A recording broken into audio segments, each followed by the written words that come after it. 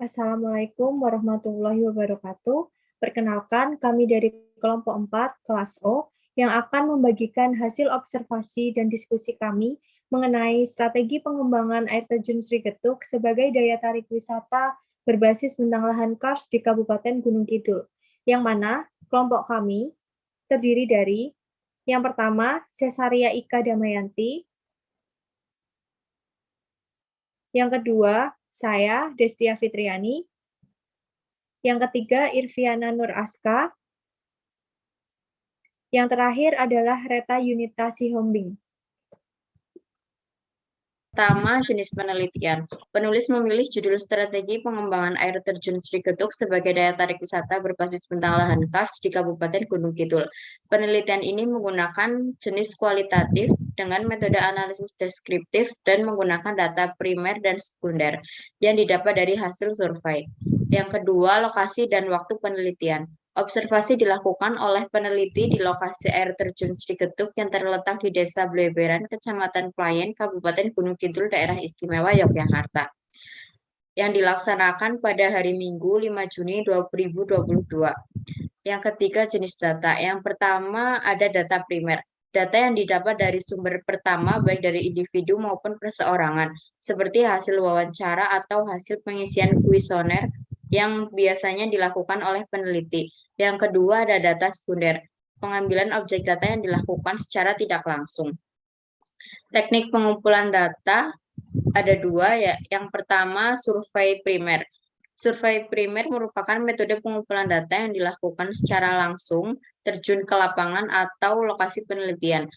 Yang kedua ada survei sekunder. Survei sekunder merupakan metode pengumpulan data yang dilakukan secara tidak langsung ke lapangan atau lokasi penelitian. Selanjutnya, metode analisis data.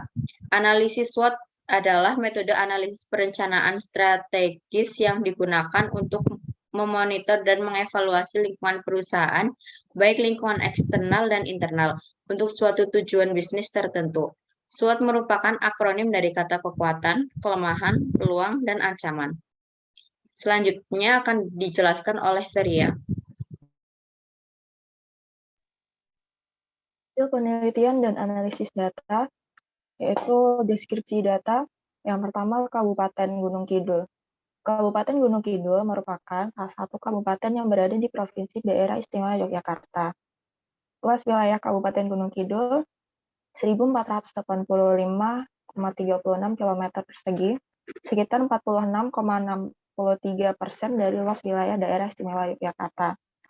Secara geografis, Kabupaten Gunung Kidul terletak di antara 110 derajat 21 sampai 110 derajat 50 bujur timur dan 7 derajat 46 sampai 8 derajat 09 lintang selatan. Untuk perbatasan wilayah di Gunung Kidul, mulai dari sebelah barat terdapat Kabupaten Bantul dan Sleman yang memasuki Provinsi Daerah Istimewa Yogyakarta, sedangkan sebelah utara terdapat Kabupaten Klaten dari Sukoharjo memasuki Provinsi Jawa Tengah.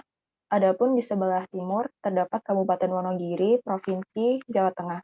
Dan di sebelah selatan merupakan Samudra Hindia yang secara administratif Kabupaten Gunung Kidul terbagi menjadi 18 kecamatan, 144 desa, dan 1.416 padukuhan.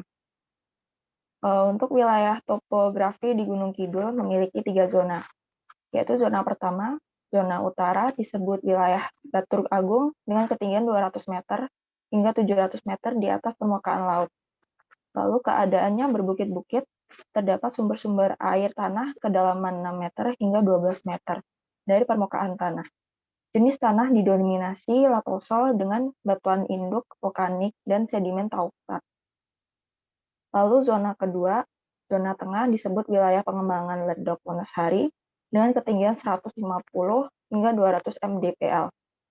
Jenis tanah didominasi oleh asosiasi Mediteran merah dan grumusol hitam dan dengan bahan induk batu kapur. Sehingga meskipun musim kemarau panjang, partikel-partikel air masih mampu bertahan. Terdapat sungai di atas tanah tetapi musim kemarau kering. Untuk selanjutnya, next. Ya, dari sini kita dapat melihat detail dari lokasi air terjun Sri Getuk. Air terjun Sri Getuk terletak di Desa Bleberan di Kecamatan Pelayan, daerah Kabupaten Gunung Kidul.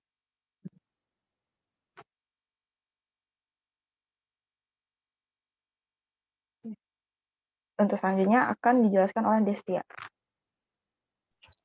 Baik, saya akan menjelaskan karakteristik wisatawan yang datang di air terjun Sri Getuk.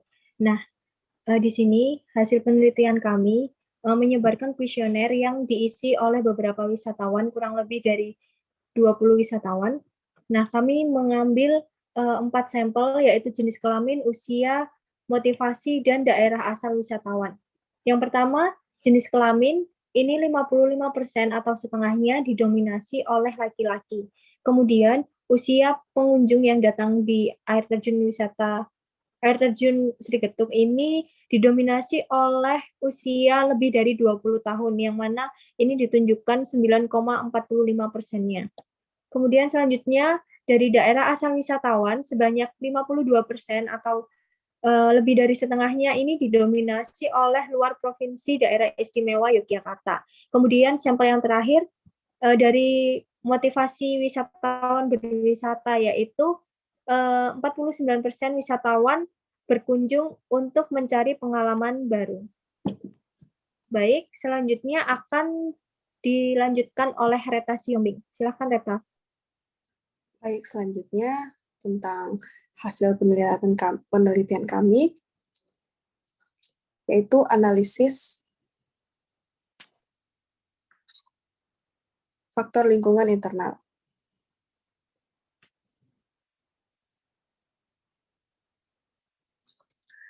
Yang pertama, something to see.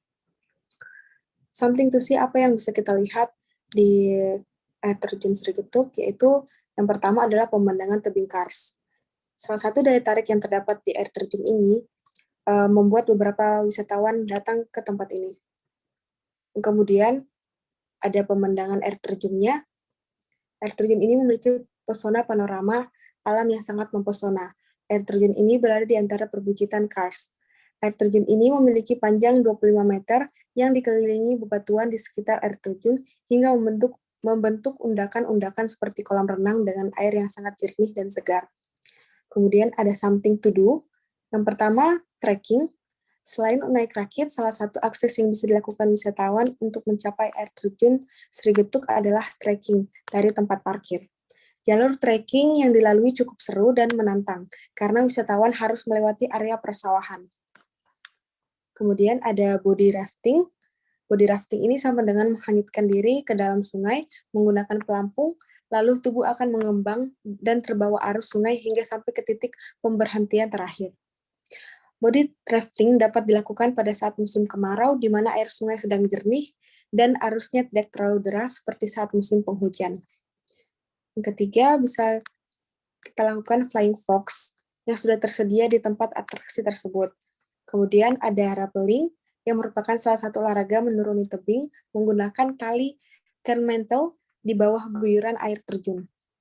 Aktivitas ini dapat kita lakukan bagi wisatawan yang berjiwa muda, karena harus menggunakan peralatan yang lengkap. Kemudian berfoto. Wisatawan dapat mengabadikan momen saat berkunjung ke air terjun sebagai kenang-kenangan. Kemudian ada something to buy. Yang pertama itu aneka makanan dan minuman. Makanan dan minuman menjadi salah satu kebutuhan wisatawan saat berkunjung ke daya tarik wisata. Kuliner memegang peran penting dalam industri pariwisata, sebab sebagian besar pengeluaran wisatawan untuk kuliner. Selain itu, kuliner dapat menjadi daya tarik yang kuat untuk mendatangkan wisatawan. Yang kedua, souvenir atau cenderamata. Souvenir atau cenderamata digolongkan dalam kelompok kata benda dan dimaknai dengan tanda mata, kenangan, yaitu kenang-kenangan. Sedangkan untuk cenderamata merupakan suatu pemberian yang berperan sebagai kenang-kenangan atau sebagai tanda pengingat. Selanjutnya, saya kembalikan kepada moderator. Baik, untuk selanjutnya merupakan denah yang akan saya jelaskan.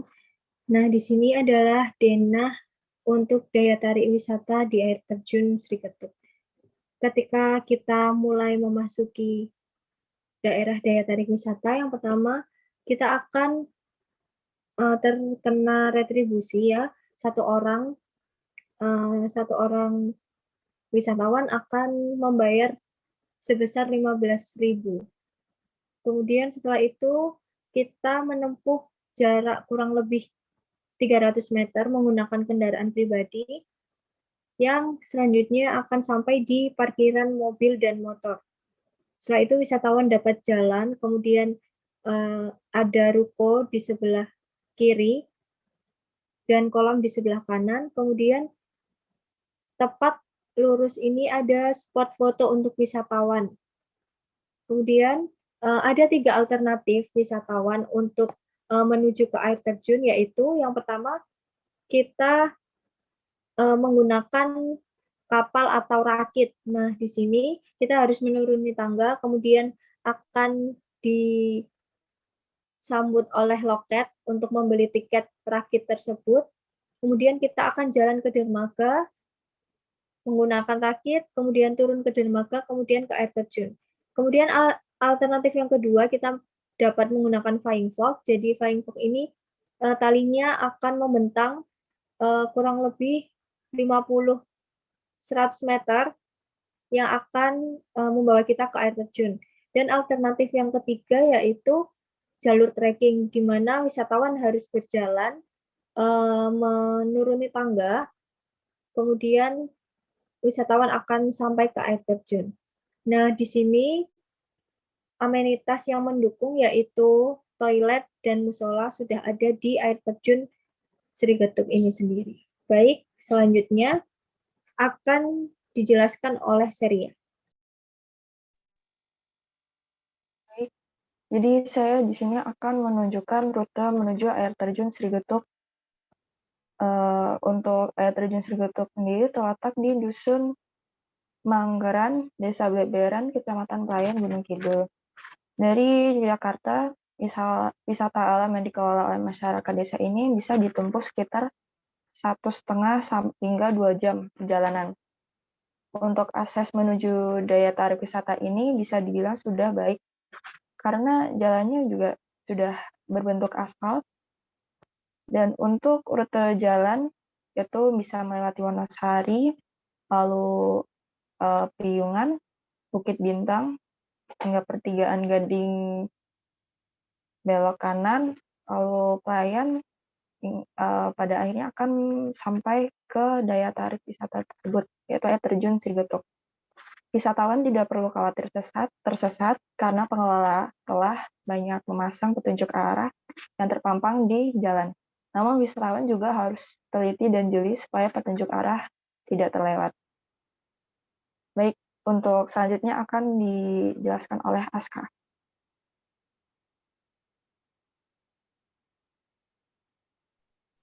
Oke, selanjutnya ada amenitas, fasilitas pendukung yang tersedia di air terjun Sri Ketuk, yaitu yang pertama ada kios-kios kuliner, yang kedua ada musola, yang ketiga ada toilet, selanjutnya gazebo, tempat parkir, tempat sampah, dan papan informasi. Bisa dilihat foto di sebelah kanan, ini contoh fasilitas yang ada di air terjun Sri Ketuk. Selanjutnya,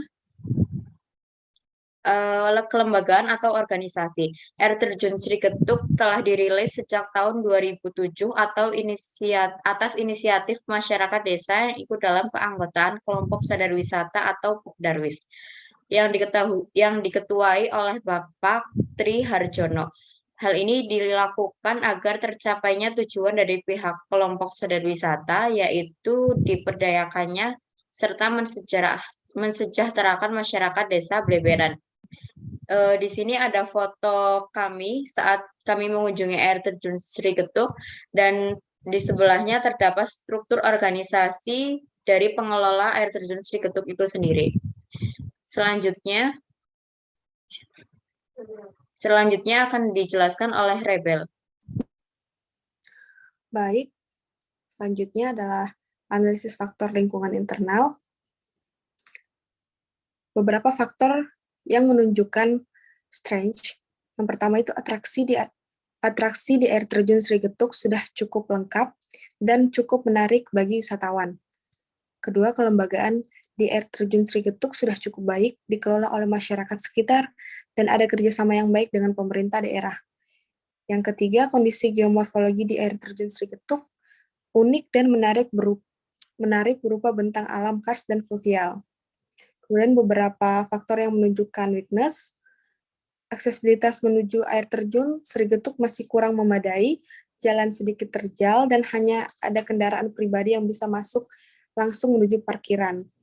Amenitas belum ada klinik kesehatan, belum ada penginapan atau akomodasi di sekitar air terjun Sri Getuk. Dan yang terakhir, sumber daya manusia di air terjun Sri Getuk masih kurang.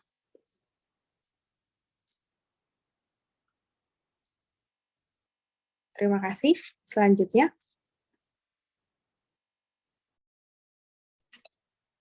Baik, selanjutnya saya akan menjelaskan analisis faktor lingkungan eksternal. Nah, di sini yang pertama ada regulasi. Yang pertama, objek wisata air terjun Sri Getuk ini sudah dirintis sejak tahun 2007 oleh kelompok sadar wisata atau Pokdarwis yang diketuai oleh Bapak Tri Harjono. Kemudian di mana 3 Juli 2010, peresmian air terjun Sri Getuk ini dilakukan oleh Wakil Bupati Gunung Kidul yang juga meresmikan Gua Rancang Kencana dan Desa Wisata Bleberan yang masih satu kawasan dengan daya tarik wisata ini. Kemudian yang kedua ada promosi. Nah, di sini air terjun Sri Getuk ini sudah melakukan promosi baik secara langsung maupun tidak langsung atau melalui media. Yang pertama di sini tersedianya brosur atau media cetak ya.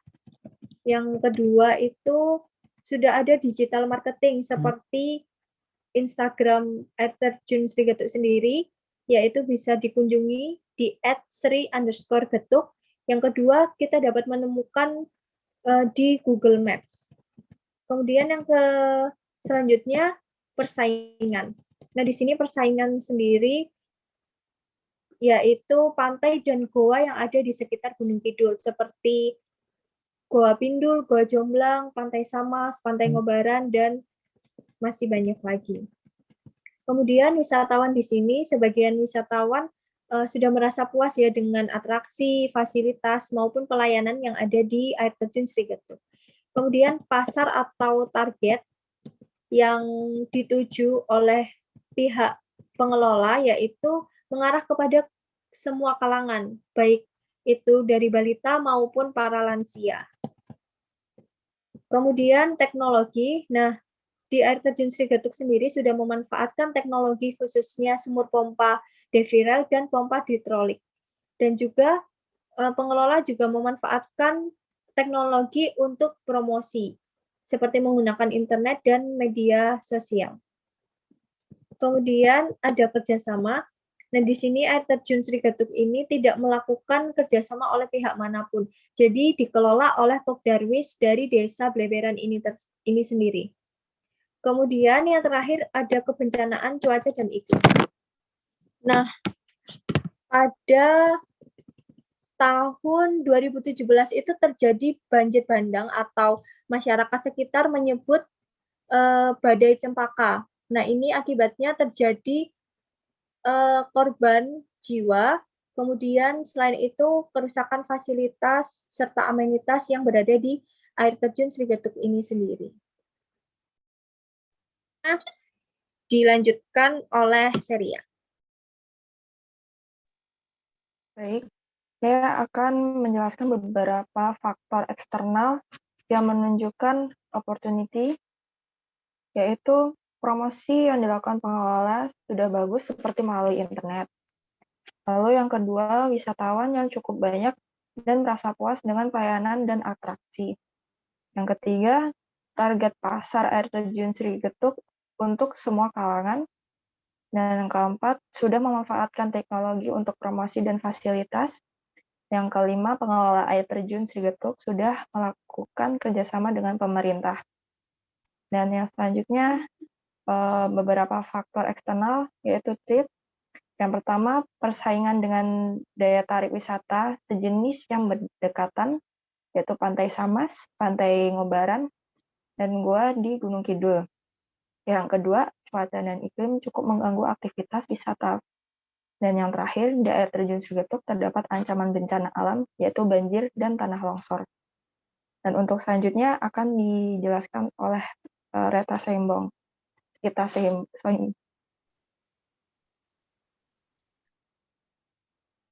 Terima kasih. Selanjutnya adalah analisa SWOT. Untuk menganalisa dari faktor lingkungan internal dan eksternal yang diterapkan ke dalam analisis matriks SWOT atau Strengths, Weakness, Opportunities, dan Threats. Yang pertama, Strengths. Atraksi sudah cukup lengkap dan menarik bagi wisatawan. Amenitas cukup memadai, kelembagaan sudah baik, dan kondisi geomorfologi cukup unik dan mempesona. Kemudian ada weakness, aksesibilitas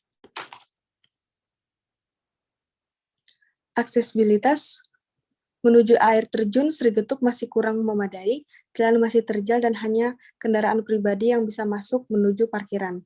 Yang kedua, sumber daya manusia di air terjun Srigetuk masih kurang. Belum ada klinik kesehatan yang memadai, dan belum ada akomodasi atau penginapan untuk wisatawan di sekitar air terjun. Kemudian,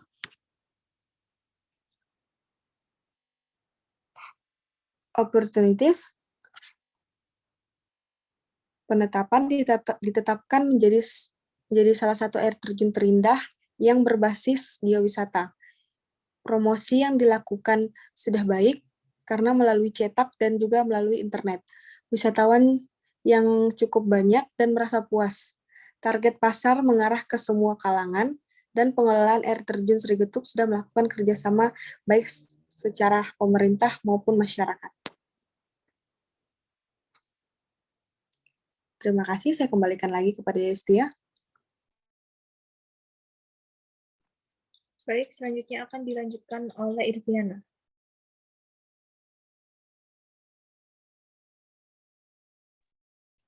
Oke, selanjutnya strategi pengembangan pariwisata. Berdasarkan hasil analisis SWOT, faktor internal dan eksternal yang sudah dikaji dan telah dirumuskan ke dalam matriks SWOT, maka dapat disusun sebuah strategi pengembangan pariwisata air terjun Srigetuk yang rumusan interaksi SO, WO, ST, WT.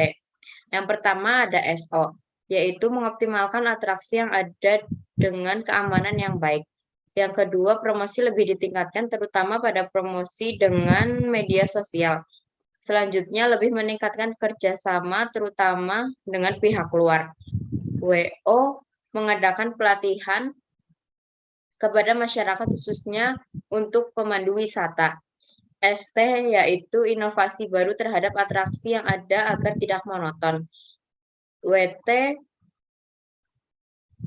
menjaga amenitas agar tetap terawat dan dapat berfungsi jangka panjang.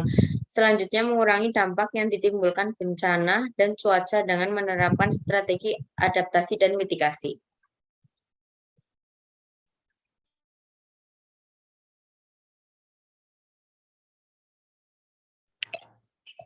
Baik, selanjutnya akan saya jelaskan mengenai strategi adaptasi dan mitigasi terhadap bencana alam. Yang pertama, strategi adaptasi, yaitu membuat jalur evakuasi. Yang ketiga, membuat titik kumpul evakuasi. Yang ketiga, menyediakan ambulans. Yang keempat, menyediakan pos kesehatan. Dan yang kelima, membentuk tim SAR. Kemudian, upaya untuk mengurangi resiko bencana atau mitigasi, yaitu membatasi jumlah pengunjung atau wisatawan berdasarkan carrying capacity. Kemudian mengadakan simulasi atau pelatihan kebencanaan. Yang ketiga, memasang early warning. Yang keempat, melakukan pengecekan rutin. Baik, selanjutnya akan dijelaskan oleh Seria.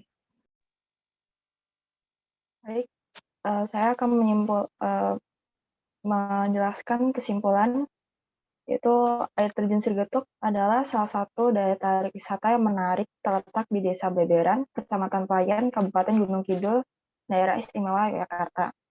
Air terjun ini dapat ditempuh dengan waktu 1,5 jam perjalanan dari kota Yogyakarta. Air terjun Srigetuk memiliki potensi keindahan alam yang terbentuk dari bentang lahan, kars, dan fluvial, menjadikan air terjun ini indah dan menarik. Berdasarkan pembahasan dan analisis data dapat disimpulkan bahwa air terjun Srigetuk memiliki komponen pariwisata atraksi, amenitas, dan aksesibilitas yang sudah tersedia dan sudah cukup menunjang wisatawan. Masyarakat sangat berperan aktif dalam pengembangan air terjun Srigetuk ini. Hal itu ditujukan pada kelembagaan yang mengelola air terjun Srigetuk sendiri, dikelola oleh Puk Darwis. Untuk kerjasama dengan pemerintah, di sini juga sangat penting dilakukan dalam pengembangan karena daya tarik wisata tersebut akan menjadi prioritas pengembangan. Bagi pemerintah,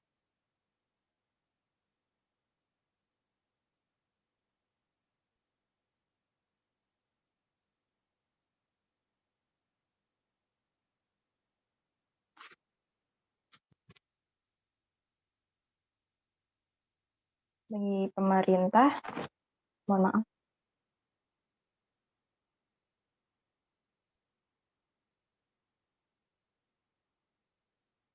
Strategi promosi juga merupakan salah satu faktor yang harus diperhatikan dalam pengembangan pariwisata ini.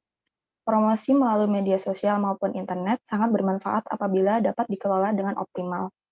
Tidak menutup kemungkinan adanya ancaman bencana alam dan non-alam yang terjadi di kawasan air terjun Srigetuk. Maka dari itu, keamanan dan kenyamanan menjadi hal yang utama bagi wisatawan.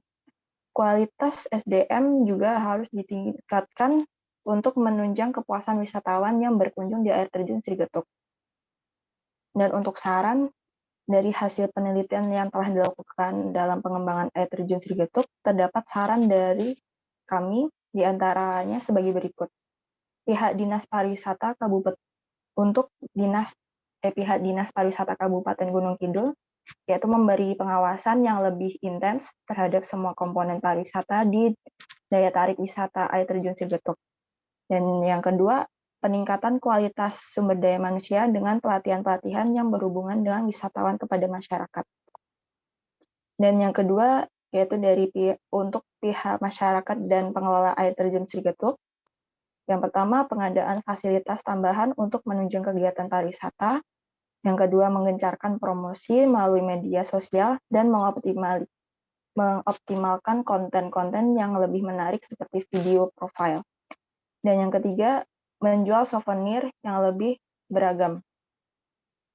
Dan selanjutnya akan saya kembalikan kepada moderator Destia. Baik, presentasi kami telah selesai. Jika ada kurang ataupun saran dan masukan untuk kami, akan sangat kami terima. Kurang lebihnya kami mohon maaf. Billahi taufiq wal hidayah. Wassalamualaikum warahmatullahi wabarakatuh.